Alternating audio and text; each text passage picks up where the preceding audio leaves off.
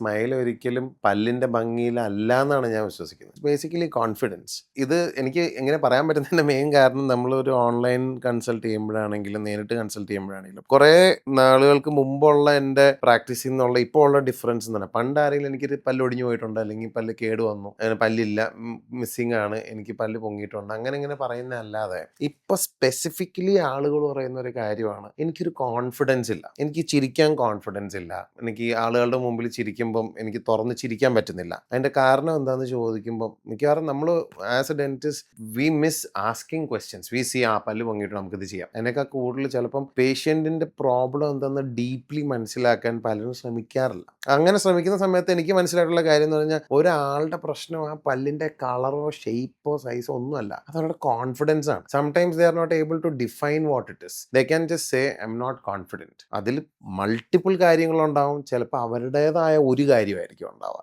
അതിനെ സബ്ജക്റ്റീവ്ലിയും ഒബ്ജക്റ്റീവ്ലിയും മനസ്സിലാക്കുക എന്നുള്ളതും അതിനെ അഡ്രസ്സ് ചെയ്യുക എന്നുള്ളതും അതിനെ അക്നോളജ് ചെയ്യുക എന്നുള്ളതും അതിനെ ട്രീറ്റ് ചെയ്ത് കൃത്യമാക്കുക എന്നുള്ളതുമാണ് ടു ദ പേഷ്യൻസ് റിക്വയർമെന്റിലേക്ക് ആക്കുക എന്നുള്ളതാണ് ഒരു ഡെന്റിസ്റ്റിന്റെ റെസ്പോൺസിബിലിറ്റി എന്ന് ഞാൻ പറയും.